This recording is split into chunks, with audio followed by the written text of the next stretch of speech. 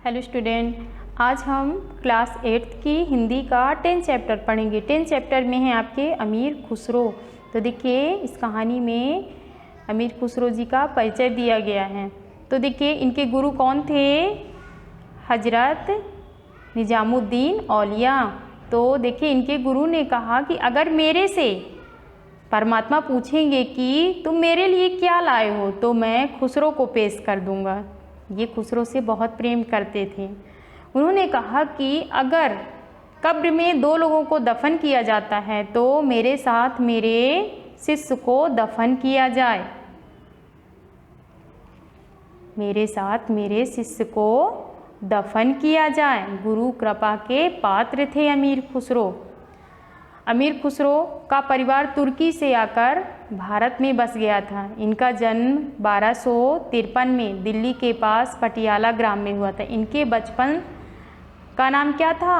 अबुल हसन यमीनुद्दीन था। ये बचपन से ही विवेकशील थे। इनका स्वभाव अत्यंत सुशील था, कुशाग्र था, है ना। इनके पिता एक जागीरदार थे। कई दरबारों से संपर्क था, है ना। कई बादशाहों के विश्वास पात्र थे। पिता की मृत्यु के बाद ये कहाँ चले गए? अपने नाना के यहाँ। जब ये नाना के यहाँ पहुँच गए तब इनका संपर्क किससे हुआ? संत हजरत निजामुद्दीन औलिया से। ये इनके गुरु बने। इनके गुरु का मानना था कि ईश्वर को अलौकिक प्रेम से प्राप्त किया जाता है ना। और शिष्य का भी यही मानना था कि ईश्वर को अलौकिक प्रेम से प्राप्त किया जाता है। इनकी रुचि व्यवहार देखकर वो बहुत खुश थे, है ना। इन शिष्य पर उनको गर्व था, गुरु को, है ना। खुसरो ने लोक भाषा में काव्य रचा। क्या रचा? काव्य। यही लोक भाषा आगे चलकर क्या होगी? साहित्यिक उर्दू के रूप में विकसित हुई। उनके काव्य में सरलता ने लोगों को प्रभावित किया है ना। उन्होंने रहस्यमयी मनोरंजक बातें पहेलियों के द्वारा लिखी हैं। तो आइए इनकी पहेलियाँ पढ़ते हैं। एक नार ने अचरज किया, सांप मार पिंजरे में दिया। ज्यों ज्यों सांप ताल को खाए, सूखे ताल सांप मर जाए। इन्होंने एक मुकरी भी लिखी है। आइए इनकी मुकरी पढ़ते हैं। वह आवे तो शादी होए, बिन दूजा और न कोय। वह आवे तो शादी होए, उस बिन दूजा और न कोय। मीठे लागे वाके बोल, क्यों सखी साजन ना सखी ढोल। इन्होंने मनोरंजक पहेलियाँ भी लिखी हैं, मुकरी भी लिखी हैं। इन्होंने गीत भी लिखे हैं। बाबुल गीत, है ना, वसंत गीत। ये गीत इनके प्रसिद्ध हैं। ये मन को छू जाते हैं ये गीत इनके, है ना। अमीर खुसरो भारतीय संस्कारों का बहुत प्रभाव पड़ा। इन्होंने नाना के यहाँ रहकर, है ना, धार्मिक बातें भी सीखी हैं। संत कवि दरबारी व दार्शनिक थे। ये एक महान संत कवि, है ना, दरबारी दार्शनिक थे।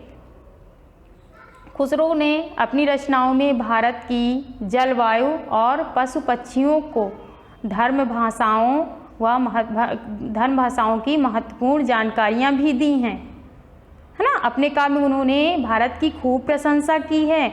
उन्होंने क्या लिखा है कि मेरा वतन है, यह मेरा वतन है, मेरी भारत माता है। उन्होंने जीवन, धर्मनिरपेक्षता, देश प्रेम, है ना, वह इंसानी बराबरी का एक अच्छा उदाहरण है। तभी तो उनकी शिक्षाएं लोगों को जोड़ती हैं। वे हमें सच्चे हिंदुस्तानी की तरह रहना सिखाती हैं। इनकी बातें हमें सच्चे हिंदुस्तानी की तरह रहना सिखाती हैं। देखिए जब ये काम के सिलसिले में दिल्ली से बाहर चले गए तो उन्हें मृत्यु का समाचार मिला इनके गुरु का, कि इनके गुरु की मृत्यु हो गई है। वह यह समाचार सुनकर सख्ते में आ गए, बहुत परेशान हो गए वो, और वह सीधे दिल्ली की ओर चल पड़े। वह यहाँ आकर देखे उनके आंसू बहने लगे, है ना। वह आंसू रुक नहीं रहे थे उनके, उन्हें बहुत दुख हुआ, उनका दिल बड़ा दुखी था। वो क्या किए, जब वो गुरु के अंतिम दर्शन किए तो उनकी आंखें भर गई थी, आंसू आ गए थे, वो रुक नहीं रहे थे, है ना। उनका दिल बड़ा दुखी हुआ। उसी दशा में उन्होंने लिखा है, आइए पढ़ते हैं। गोरी सोवे सेज पर, सुख पर डारे केस, चल खुसरो घर आपने, रैन भई चहुँ देश। देखिए उनकी अंतिम रचना की है, यह उनकी अंतिम रचना थी। इसके बाद उन्हें वैराग्य हो गया, वह वैराग्य ले लिए, है ना। उनका काव्य आज भी चाव के साथ पढ़ा जाता है, सुना जाता है। वह अपने गुरु से बहुत प्रेम करते थे और गुरु भी अपने शिष्य से बहुत प्रेम करते थे, वह गुरु के पात्र बन गए थे, है ना। तो देखिए पेज नंबर 50 में नए शब्द दिए गए हैं, वो आपको याद करना है, ये आपका होमवर्क है। Okay, thank you.